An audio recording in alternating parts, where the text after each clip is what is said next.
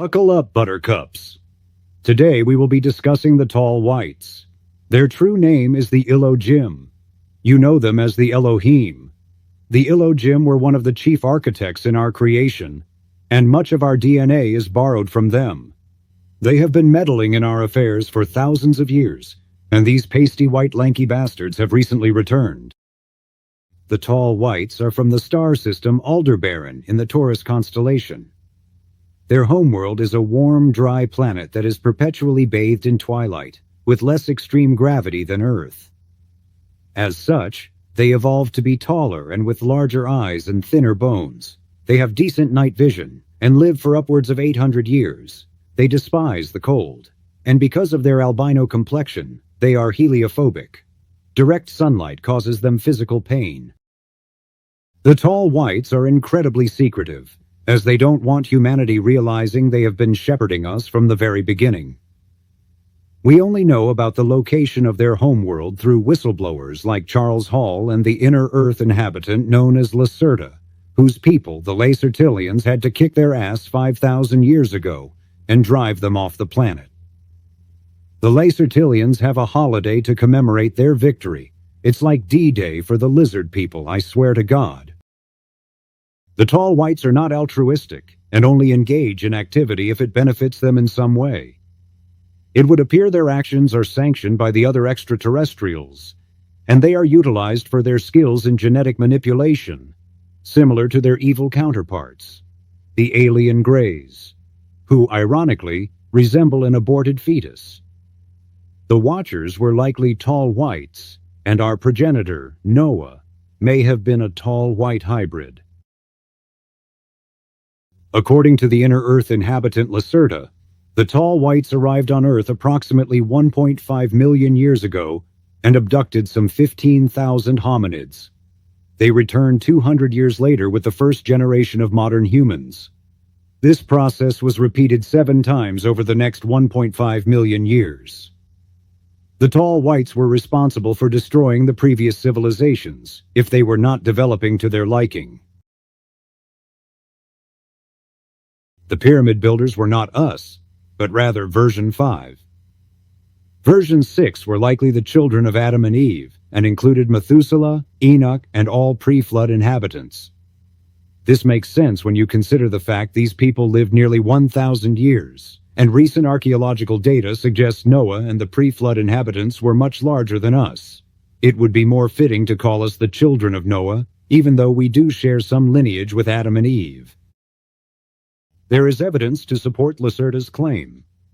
In 1969, the small mining village of Tuzlo, Russia, uncovered an ornate marble sarcophagus buried deep underground. Inside was the body of a pale-skinned woman. Despite having been dead for millions of years, she was described as being quite beautiful, as the pink fluid within the sarcophagus kept her body perfectly preserved. She was dubbed the Tulso Princess by the locals. The event remained classified by the KGB until recently. An interesting side note, one of the crazy Russian villagers tasted the pink liquid, then went insane and died shortly after. The war between Lacerta's people, the Lacertilians, and the tall whites, the Elohim, reached a critical point after the Great Flood.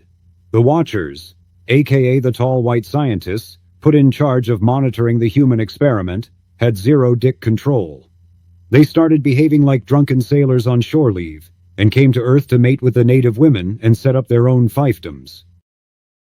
The Watchers, a.k.a. the tall white renegades, not only taught the humans forbidden knowledge, they waged war on other human kingdoms, which plunged the entire planet into civil war. To make matters worse, the children of the tall whites and slutty Earth women grew into giants, although nowhere near as big as some sources have suggested.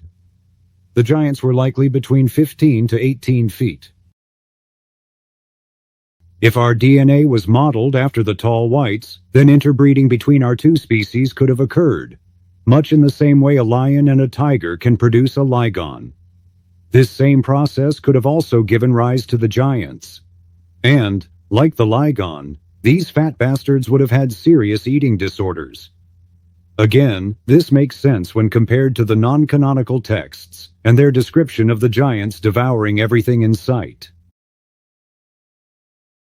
We have no idea what the antediluvian world was like, partly due to Plato's dialogue on Atlantis being intentionally concealed by the Medici family in the late 1400s during its translation, most notably the Dialogue of Critias. However, judging by the Old Testament and the Book of Enoch, it was likely off-the-hook batshit crazy. Think Conan the Barbarian on steroids with more giants and horny space aliens masquerading as gods, and you get the idea. It's difficult to say with certainty how many factions were involved in the conflict that caused the Great Flood 11,000 years ago.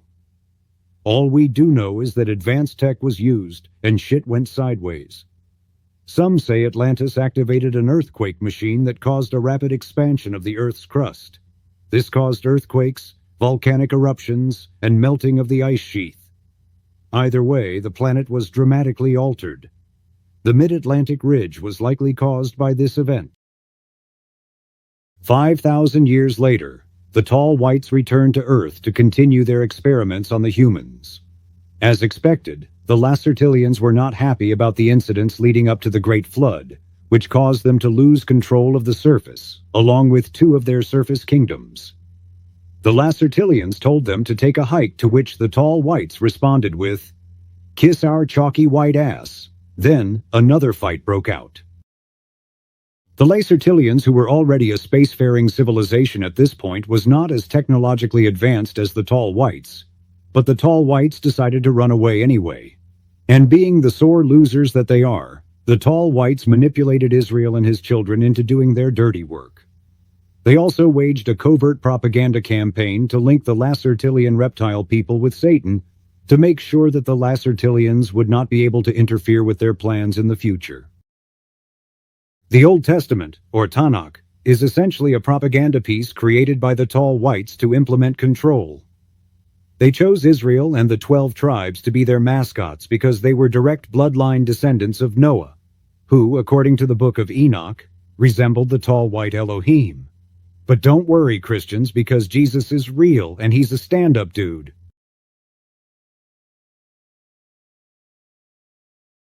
Stay tuned for part 2, where I will be going into an in-depth look at the tall whites and their true motives. Make sure to follow so you don't miss the grand finale. Buckle up, buttercups. In our last video, we discussed the tall whites and the role they have played in our evolution. Today, we will be taking an in-depth look at the species, their habits, personality traits, and what future plans they have in store for humanity. They live for 800 years. Before the age of 400, they are in the 6-foot range. After 400 years of age, their second puberty stage begins, and they can reach heights of up to 12 feet. They eat vegetables and fungus like mushrooms. They are telepathic. They are capable of verbal communication, but they sound like birds in our atmosphere at any rate. Might be useful to bring them along on bird hunting parties. Psychokinesis abilities, but only moderately. Personality: pretentious, egocentric, cowardly, selfish, secretive. Have a low tolerance for humor and jokes. You definitely don't want to party with them. Spiritual alignment: neutral. They are skilled medics, scientists, and engineers. Equipment: one-piece silver protective suit which doubles for a flashlight. It can blind if necessary. Their weaknesses include ultraviolet light, brittle bones, delayed healing time. Think Reverse Wolverine. They are prone to childlike tantrums, and they do not like to be touched. Their intelligence, like their personality, is highly variable. Smarter than humans, but still within range. We are sexually compatible, but the woman likely couldn't handle the ride. Their bones are so brittle you'd probably end up breaking her hip, and she'd be in a wheelchair for the next 5 years. Their weapon of choice is a pen gun with 3 settings. It can stun, incapacitate, or kill. They will use them without the slightest hesitation if they or their children feel threatened. They do not like Earth. They consider it a cold wilderness. Most view us as savages. However, It must be stated that this belief is not universal, and all tall whites should be regarded as individuals. Charles Hall and the inner Earth inhabitant Lacerda are our prime sources concerning the tall whites. However, there are other sources overlooked by many. The Native Americans spoke of a race of pale skin giants known as the moon-eyed people who hated sunlight and had magical powers.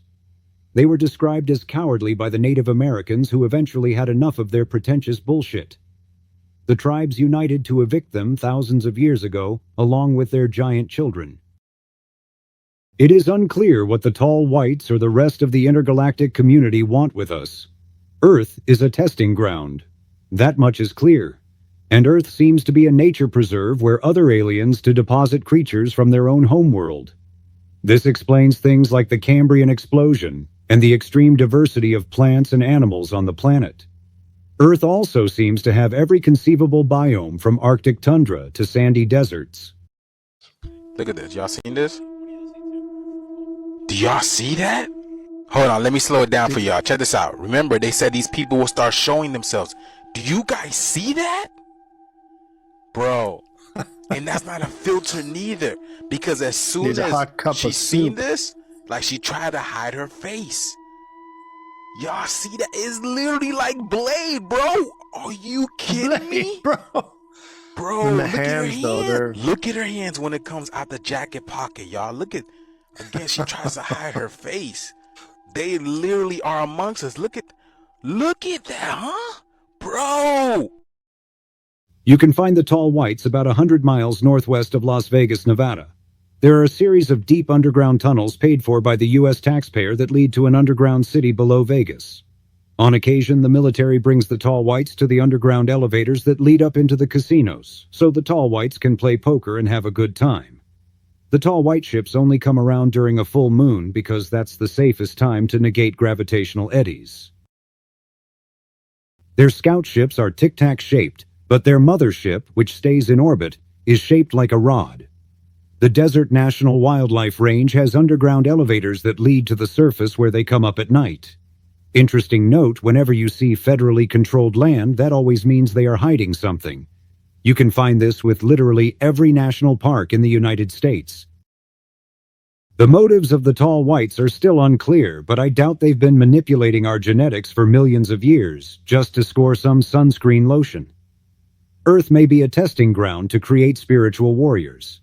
There seems to be a disproportionate amount of alien refugees from the Andromeda Galaxy. Could they be running from the Black Goo AI or some other force? It's hard to know for certain, but rest assured, in the coming years, shit is going to get real. You have been watching Rebelgenius. If you've enjoyed this content, like and subscribe. Why fight destiny?